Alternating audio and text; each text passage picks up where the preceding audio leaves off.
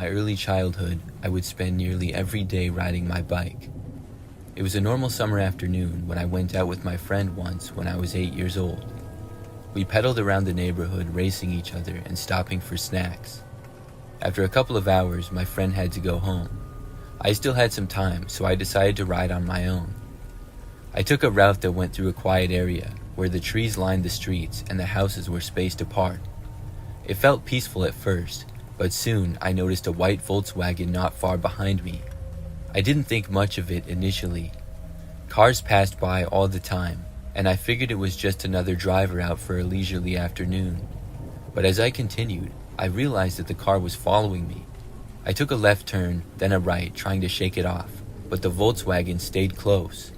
I remembered what my dad had taught me about safety and what to do if I felt threatened. I pushed my bike harder, trying to distance myself from the car. Then it stopped beside me. A man stepped out.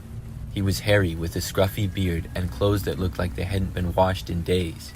He smelled really bad, but I remembered that I didn't want to be rude, so I didn't cover my nose. He stood a bit away from me on the curb and crouched down to my level height and asked if I was okay. I nodded, saying I was fine and just biking, keeping my eyes on him, trying to gauge his intentions. The man went on to say that he was a friend of my parents, and they had told him to find me and drive me to my grandma's house. My grandma had been dead for 5 years now, and I knew that he wasn't who he said he was. I'm not sure if I would have believed him anyways at that age, because I didn't think my parents could possibly be friends with someone who smelled that bad. I called him a liar and then started pedaling again as hard as I could. As I started leaving, the man reached out to try to grab my arm, but I had already put enough distance from him to avoid his grasp. I rode straight home, not checking to see if the car was following me still or not. The only thing I could think about was the man and what could have happened if I hadn't escaped. When I finally burst through the front door, my parents were in the living room. I was shaking and crying as I told them everything. My parents called the police, describing the type of car that I had described. Miraculously, on their way to my house, they passed the white car that had been following me and arrested the smelly guy who was driving. Then they arrived at my house, and after my verification that that was the guy that tried to grab me, the police left with the man. I had no idea what ended up happening to him and what his consequence was. I think my parents knew, but since I was pretty young, they told me to not worry about it and that I would be safe. It was scary when it happened, but looking back, it felt good that the guy had ended up being caught.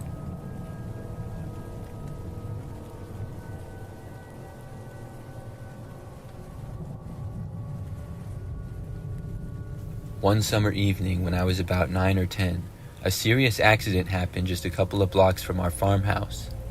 We weren't home when it occurred, but had heard about it from our neighbors. The next day, curiosity got the best of me, so I asked my mom if I could ride my bike up to the corner where the accident took place. I wanted to check out the area to see if I could see anything that had been left over, and I was also just bored. My mom said yes, but warned me not to go any further. She was hanging laundry on the clothesline outside and kept an eye on me as I pedaled away. Our area was rural and quiet. My brother and I rode our bikes everywhere and always felt safe. When I got to the corner, I hopped off my bike and began to look around at the scattered debris. There were bits of broken glass and a crumpled piece of metal. I didn't know much about cars, but it was fun to look at for some reason. As I poked through the leftover wreckage, I heard a car approaching. It was a dark blue station wagon. The two men inside looked older, maybe in their 40s. I felt uneasy immediately, and then they rolled down the window and called out to me. They asked me which one of them was cuter. I jumped back on my bike, pedaling as fast as I could back to my house, which was less than half a mile away. I glanced over my shoulder and saw them turning the car around to follow me. As I biked down the road, I screamed at the top of my lungs, hoping my mom would hear. Thankfully, she had heard me and was running toward me, her face a mix of confusion and concern.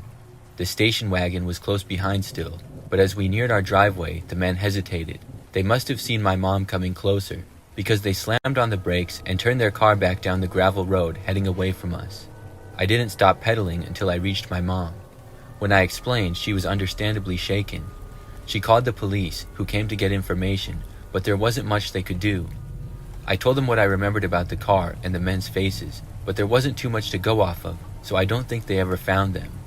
It was scary that something so dangerous could happen so close to my house, where I had always felt very safe.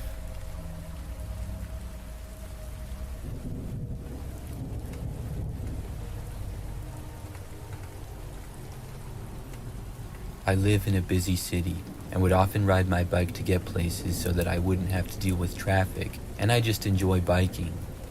I had a heavy single-speed bike that was perfect for short trips but would always be a workout when going up hills. One evening, I decided to ride to the grocery store. My route took me through a park, one that I had biked through before and knew well. As I pedaled along the dirt path that ran around the perimeter of the park, I found myself struggling up a hill. The weight of the bike felt particularly burdensome, and I could hear the sound of someone jogging behind me. The rhythmic thud of feet hitting the ground was unmistakable, and it grew louder as they gained on me. Feeling embarrassed by my slow pace, I decided to let the jogger pass. I veered to the right, expecting them to zip by, but they didn't. I kept pedaling, trying to speed up, but the sound of their footsteps stayed right behind me. I didn't want to risk looking behind me while biking up the hill, in fear of hitting a rut or rock in the dirt path. I even slowed down a ton, just waiting for them to pass, but they never did. Finally, I pulled off the path and into the grass, ready to turn around and give whoever it was a piece of my mind. But when I turned, I was met with nothing but empty trail. No jogger and no more footsteps, just silence. I looked around, scanning the park for any sign of movement, but there was none. The jogger had vanished. I stood there for a moment, trying to make sense of what had just happened. I was baffled because I was certain I had heard someone right behind me. After a few minutes of standing there, I finally hopped back on my bike and continued to the grocery store. That night, back at home, I started to look up more about the park that I was biking through. Apparently, the park had been built over a cemetery, primarily for the poor. They had moved some bodies, but not all. Estimates suggested there were still around 2,000 remains buried underneath the park. I even found stories from people who claimed to have seen apparitions or felt cold spots while walking through the park at night. It seemed to make sense now that if the park was haunted, that it had something to do with my experience while biking through it earlier that day. I still bike through that park fairly often, but haven't had anything strange happen to me again, although I try to avoid it at night.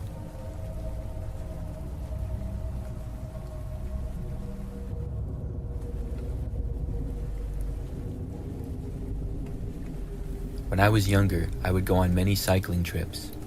The year after I graduated college, I embarked on a long-distance cycling trip across Australia. I'd cycled through many places and had some strange experiences, but one night stands out in my memory from when I was in Australia. I had been riding for weeks in Western and Southern Australia.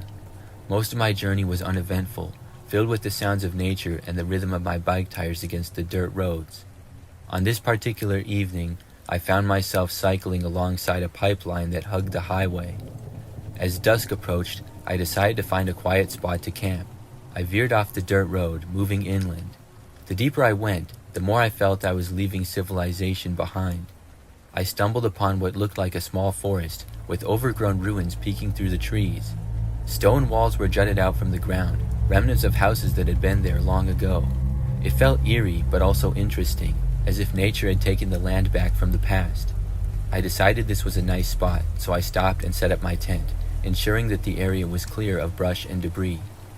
After a simple pasta dinner, I snuffed out the fire and crawled into my tent. By then, it was around 8 p.m., and darkness had enveloped the forest quickly. I had grown accustomed to camping alone, and nights spent outdoors were nothing new to me. But that night was different. The first thing I noticed was an unsettling silence. Normally, the forest is full of sounds, whether they're comforting or intimidating, but it was dead silent. I lay in my sleeping bag, straining to hear any sound such as crickets, animals, or anything, but there was nothing. Eventually, I heard loud and deliberate footsteps though. I speculated that it was a person. I couldn't think of an animal that made such a distinct walking sound that I knew of. I held my breath, hoping whatever it was wouldn't notice my presence. The intervals between the steps were oddly spaced, like someone was taking their time. I debated between grabbing my torch and confronting whatever was out there, or just sitting in silence. Moments dragged on, filled only by those ominous steps circling my tent. The footsteps continued for most of the night, sometimes fading into the distance, only to circle back. I must have sat there for what felt like hours, gripping my shovel tightly in case I needed to use it. Eventually, exhaustion took over. I must have fallen asleep, because the next thing I knew, the sun was peeking through the trees, casting light into the tent. Outside, the forest was alive now with sounds I had missed earlier that night, such as birds chirping and leaves rustling in the breeze. I quickly scanned the area for any signs of what happened during the night, but there was nothing. No tracks, no broken branches, no indication that something had circled my tent. It was as if the forest had returned to its natural state, erasing any evidence of the previous night's terror. I hurriedly packed up my gear, shaken but relieved to be moving again. As I cycled back towards the pipeline and the highway, I couldn't shake off the strange feeling of whatever had happened the night before, certain that it wasn't just my imagination.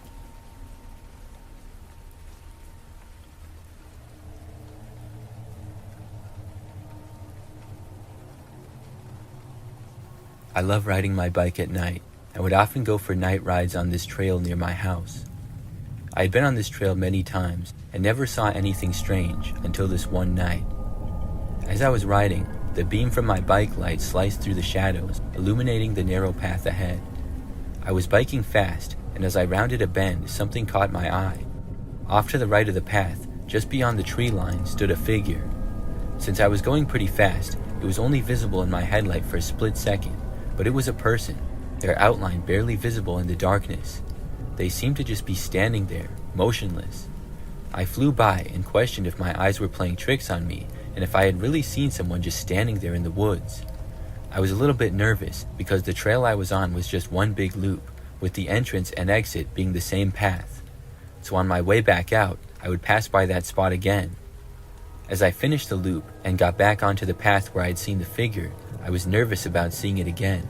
I didn't even want to see it, and I kept my eyes on the path right in front of me, not daring to look out into the woods when I approached the spot.